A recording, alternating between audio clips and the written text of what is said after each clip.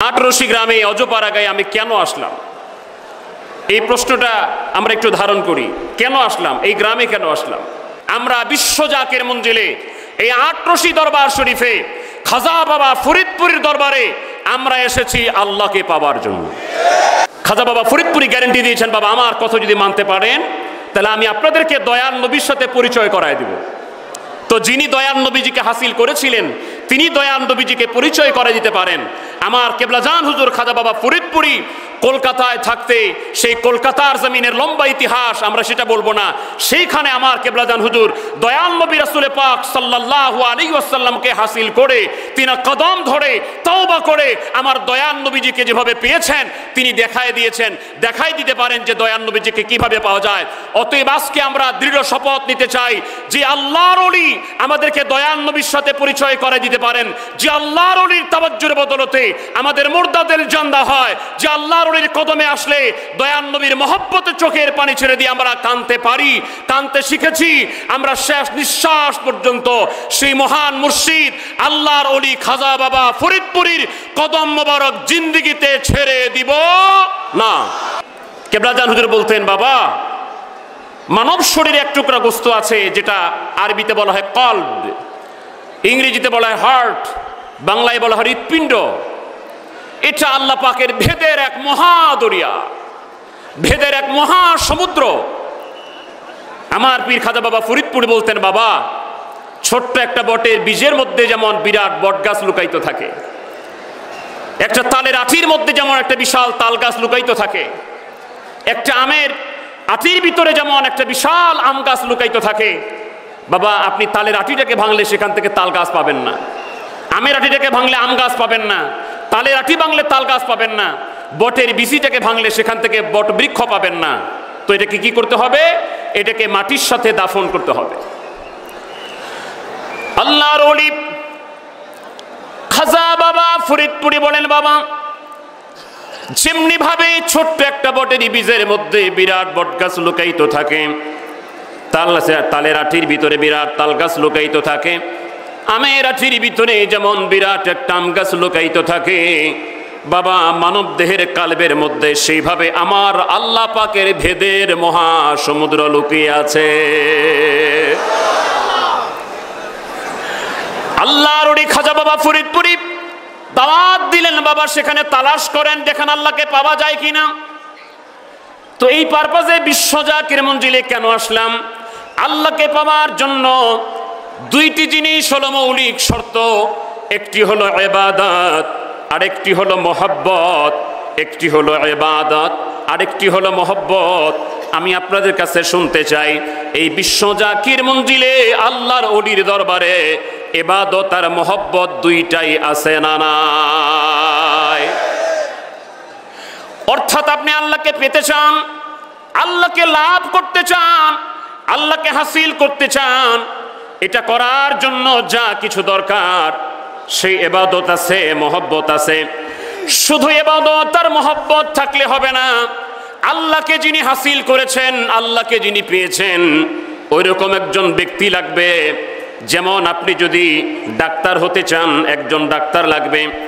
আপনি যদি ইঞ্জিনিয়ার হতে চান, ইঞ্জিনিয়ার লাগবে। আপনি যদি শিক্ষক হতে চান, আরেকজন শিক্ষক দরকার হবে। তাহলে আপনি যদি আল্লাহকে পেতে চান, যিনি আল্লাহকে পেয়েছেন এরকম একজন ব্যক্তি লাগবে। যিনি আল্লাহকে পেয়েছেন তিনি হলেন আমার পীর খাজা বাবা ফরিদপুরি। তিনি দেখাতে পারেন কিভাবে আমার আল্লাহকে পাওয়া যায়। আল্লাহকে পাওয়ার সেই সিস্টেম, মাধ্যম আমার পীর খাজা বাবা ফরিদপুরি দেখিয়ে দিয়েছেন। এই আল্লাহকে পাওয়ার সিস্টেম আর মাধ্যম হলো, আমার আল্লাহকে পেতে হলে যাকে পেতে হবে, আমার আল্লাহকে চাইতে গেলে যাকে চাইতে হবে, আমার আল্লাহকে হাসিল করতে হলে যাকে হাসিল করতে হবে, তিনি হচ্ছেন দয়াল নবী রাহমাতুল লিল আলামিন।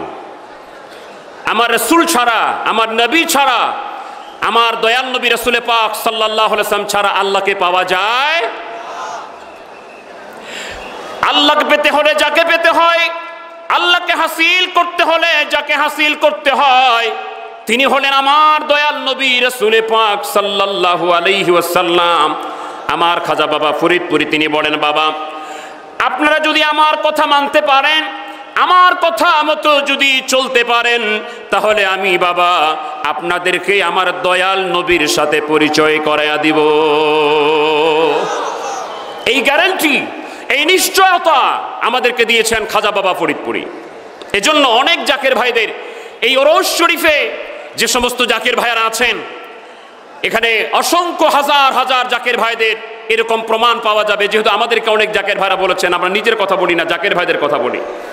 অনেক জাকের ভাইরা আমাদেরকে বলতেন, ভাইজান পীর কেবলাজান হুজুরকে মাঝে মাঝে স্বপ্নে দেখি, কেবলাজান হুজুরের সাথে কথা হয়, হুজুরের সাথে আলাপ হয়, মাঝে মাঝেই দেখি। কিন্তু হঠাৎ করে একদিন দেখি পীর কেবলাজান হুজুর খাজা বাবা ফরিদপুরি, আমরা তেরেকে কদমবুসি করতে যাই। কদমবুসি পাইলে করি। মনে রাখবেন, ইসলামী শরীয়তে কদমবুসি করা 100% জায়েজ। ইসলামী শরীয়তে সম্মানিত ব্যক্তির সম্মানে কদমবুসি করা, তাদের তাজিম করা, তাদের সম্মানে দাঁড়ানো, এগুলি 100% জায়েজ। কিন্তু আল্লাহ ছাড়া আর কাউকে সেজদা করা হারাম। এটা মাথায় রাখবেন, এটা মনে রাখতে হবে আমাদেরকে। সেজদা পাবে একমাত্র আমার আল্লাহ।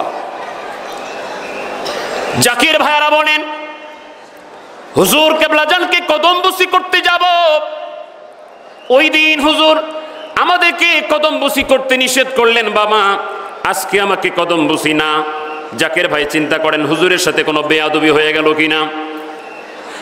চিন্তা করার সাথে সাথে তাৎক্ষণিকভাবে খাজা বাবা ফরিদপুরি তিনি বলতেছেন, বাবা আজকে আমাকে কদমবুসি করা যাবে না। আজকে কদমবুসি আমাকে নয়, আজকে উনাকে কদমবুসি করেন। দেখেন বাবা, উনি হলেন আমার দয়াল নবী রাহমাতুল লিল আলামিন। খাজা বাবা ফরিদপুরি গ্যারান্টি দিয়েছেন, বাবা আমার কথা যদি মানতে পারেন, তাহলে আমি আপনাদেরকে দয়াল নবীর সাথে পরিচয় করায় দিব। তো যিনি দয়াল নবীজিকে হাসিল করেছিলেন, তিনি দয়াল নবীজিকে পরিচয় করে দিতে পারেন। আমার কেবলাজান হুজুর খাজা বাবা ফরিদপুরি কলকাতায় থাকতে, সেই কলকাতার জমিনের লম্বা ইতিহাস আমরা সেটা বলবো না, সেইখানে আমার কেবলাজান হুজুর দয়াল নবী রাসূল পাক সাল্লাল্লাহু আলাইহি ওয়াসাল্লামকে হাসিল করে, তিনি কদম ধরে তওবা করে আমার দয়াল নবীজিকে যেভাবে পেয়েছেন, তিনি দেখায় দিয়েছেন। দেখাই দিতে পারেন যে দয়াল নবীজিকে কিভাবে পাওয়া যায়। অতএব আজকে আমরা দৃঢ় শপথ নিতে চাই যে আল্লাহর ওলি আমাদেরকে দয়াল নবীর সাথে পরিচয় করে দিতে পারেন। যে আল্লাহর ওলির তাওয়াজ্জুর বদলতে আমাদের মুর্দাদের জান্দা হয়, যে আল্লাহর ওলির কদমে আসলে দয়াল নবীর মহব্বতে চোখের পানি ছেড়ে দিয়ে আমরা কাঁদতে পারি, কাঁদতে শিখেছি। আমরা শেষ নিঃশ্বাস পর্যন্ত সেই মহান মুর্শিদ আল্লাহর ওলি খাজা বাবা ফরিদপুরির কদম মোবারক জিন্দেগিতে ছেড়ে দিব না।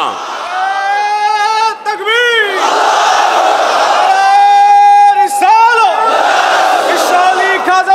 ফরিদপুরি মহাপবিত্র বিশ্ব শরীফ 2025।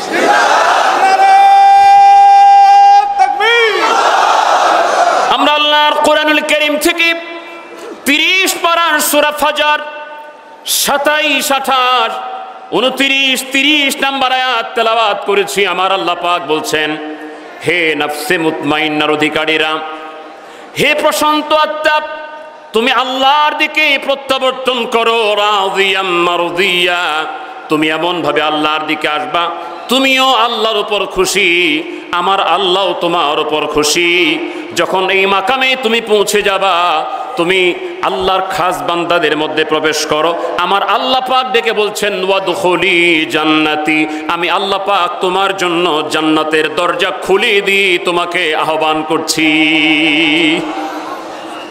এবার তরিকতের কয়েকটা কথা খেয়াল করেন। 1 নাম্বার, এই যে নফসে মুতমাইন্না, এর আগে 2টা স্তর আছে। একটা হলো নফসে আম্মারা। সূরা ইউসুফের 53 নম্বর আয়াতে আল্লাহ পাক বলছেন, ইন্নান নাফসা লাআম্মারাতুম বিসসু। নফসে আম্মারা মানুষকে খারাপ দিকে পথ দেখায়, সে ভালো চিন্তা করে না। তো সেখান থেকে আপনাকে যেতে হবে নফসে লাওয়ামায়। সূরা কিয়ামতে আল্লাহ পাক নফসে লাওয়ামার শপথ করেছেন। তো এই 2টা অতিক্রম করে করে আপনাকে যেতে হবে নফসে মুতমাইন্নায়। তো সেখানে যাবার জন্য একটা প্রক্রিয়া লাগবে, একটা পদ্ধতি লাগবে। সেটাকে, এই নফসটাকে কন্ট্রোল করে করে আপনাকে সামনে যেতে হবে। সেজন্য কি করা দরকার? নফসে আম্মারা মানে অসুস্থ নফস, অসুস্থ আত্মা। এবার আপনি চিন্তা করেন তো, আমাদের এখানে অনেক মানুষ আছেন যারা নতুন এসেছেন বা প্রবীণ এসেছেন, হয়তো কারো সপ্তাহে একদিন নিজের বডি চেক আপ করার প্রয়োজন হয়, কারো মাসে একদিন বডি চেক আপ করার অভ্যাস আছে, প্রয়োজন হয়, কারো 6 মাসে একদিন বডি চেক আপ করার প্রয়োজন হয়, কেউ বছরে একদিন একবার বডি চেক আপ করেন। আমাদের কথা হলো এই বডিটা, হিউম্যান বডি যেটা, বাহ্যিক শরীর যেটা, এইটাকে যদি চেক আপ আপনার বছরে একবার প্রয়োজন হয়, 6 মাসে একবার প্রয়োজন হয়, 3 মাসে একবার প্রয়োজন হয়, মাসে একবার প্রয়োজন হয়, চেক আপ করেন, সপ্তাহে একবার চেক আপ করেন, তাহলে এবার চিন্তা করেন আপনার আত্মাটা যে অসুস্থ, আপনার আত্মাটা যে রোগাগ্রস্ত, আপনার আত্মা যে কলুষিত, আপনি যে নফসে আম্মারার মধ্যে পড়ে আছেন, এই নফসে আম্মারাটাকে চিকিৎসা করার জন্য বছরে কি একদিন নফসের চেক আপ করেছেন কিনা, 6 মাসে নফসের চেক আপ করেছেন কিনা, 3 মাসে নফসের চেক আপ করেছেন কিনা, মাসে একবার নফসের চেক আপ করেছেন কিনা, সপ্তাহে একবার চেক আপ করেছেন কিনা? চেক আপ করতে গেলে ঢাকা মেডিকেল কলেজে নয়, রাজশাহী মেডিকেল কলেজে নয়, পৃথিবীর অন্য কোনো মেডিকেল কলেজে গেলে এই নফসের চেক আপ করা যাবে না, নফসের সংশোধন করা যাবে না। এই নফসকে যদি চেক আপ করতে হয়, নফসকে যদি সংশোধন করতে হয়, নফসকে চেক আপ করার, সংশোধন করার হাসপাতাল হলো আল্লাহর ওলিদের দরবার। এজন্য খাজা বাবা ফরিদপুরি বলতেন, বাবা সপ্তাহে একবার দরবারে আসবেন, না হলে 15 দিনে আসবেন, না হলে মাসে একবার আসবেন, না হলে 3 মাসে একবার আসবেন, না হলে 6 মাসে একবার আসবেন, না হলে বাবা ওরস শরীফ যেন কাজানো হয়। অর্থাৎ এই ওরস শরীফে এই 4 দিন আপনাকে বিশ্ব জাকির মঞ্জিলে রেখে রেখে আপনার নফসকে চেক আপ করে মাথার চান্দি থেকে পায়ের তলা পর্যন্ত 33 কোটি লতিফাকে চেক আপ করে করে আল্লাহর ওলি আপনাকে আল্লাহ পাওয়ার জন্য তৈরি করে দিতে চান। এজন্য বিশ্ব জাকির মঞ্জিল আল্লাহর ওলির দরবার। এখানকার কর্মকাণ্ড যদি আপনি দেখেন, বিশ্ব জাকির মঞ্জিলে এসে আপনি কি পেয়েছেন, অর্থাৎ আল্লাহকে পাওয়ার জন্য যা কিছু দরকার সেগুলি বিশ্ব জাকির মঞ্জিলে সব আছে। মানুষের সাথে সুন্দর ব্যবহার করার জন্য যা দরকার, একজনের সাথে চলতেছেন, ধাক্কা লাগতেই পারে, তার সাথে কেমন আচরণ করবেন, ধাক্কা লেগে গেলে কি রাগারাগি করবেন না ক্ষমা করে দিবেন, সেটাও বিশ্ব জাকির মঞ্জিলে শিক্ষা দেওয়া হয়। আপনি রান্না কেমনে করবেন, মানুষের মেহমানদারি কেমনে করবেন, সমস্ত কিছুর শিক্ষা এই বিশ্ব জাকির মঞ্জিলে, এই দরবার শরীফে আমার পীর খাজা বাবা ফরিদপুরি এই দরবার শরীফে রেখেছেন। অর্থাৎ এই আল্লাহর ওলিদের দরবার বিশ্ব জাকির মঞ্জিল শুধু নয়, যতগুলি আল্লাহর ওলি দরবার আছে প্রত্যেকটা আল্লাহর ওলির দরবার হচ্ছে অমানুষকে মানুষ বানাবার কারখানা। সাধারণ মানুষকে উন্নত মানুষ করার, উন্নত মানুষকে আল্লাহর ওলি বানাবার কারখানা হচ্ছে আল্লাহর ওলিদের দরবার। এই দরবার শরীফে আমরা রাজনীতি করিও না, রাজনৈতিক আলোচনা করিও না, রাজনৈতিক আলোচনা পছন্দ করিও না, আমরা দাঙ্গা হাঙ্গামায় বিশ্বাসী নই। বিশ্ব জাকির মঞ্জিল আধ্যাত্মিক প্ল্যাটফর্ম, তাসাউফ চর্চার একটি প্ল্যাটফর্ম। এইখান থেকে শুধুমাত্র আমরা আমাদের কথাগুলি বলে দিচ্ছি।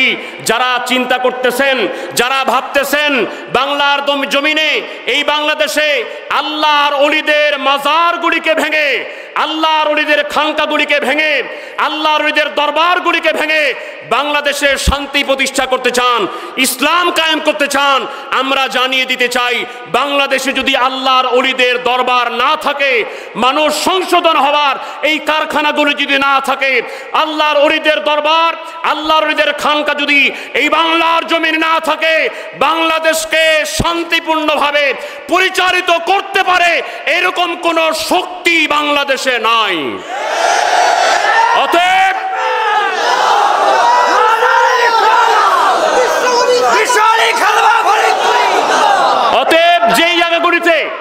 যেই জায়গাগুলিতে গিয়ে অমানুষ মানুষ হয়, মানুষের চরিত্র সংশোধন হয়, মানুষ আল্লাহকে পাওয়ার জন্য প্রস্তুত হয়, মদিনাওয়ালার প্রেমে পাগল হয়, আমরা আহ্বান করব, মানুষকে শান্ত রাখতে গেলে, আল্লাহ পাইতে গেলে, ইসলাম চর্চা করতে গেলে আল্লাহর ওলিদের দরবার শরীফে হামলা নয়, এগুলিকে ভেঙে দেওয়া নয়, এগুলিকে ধ্বংস করা নয়, আল্লাহর ওলিদের দরবার শরীফকে সংরক্ষণ করে সেগুলিকে ভালোবেসে সেগুলিকে নিরাপত্তা দিলেই বাংলাদেশে শান্তি প্রতিষ্ঠা হবে ইনশাআল্লাহ।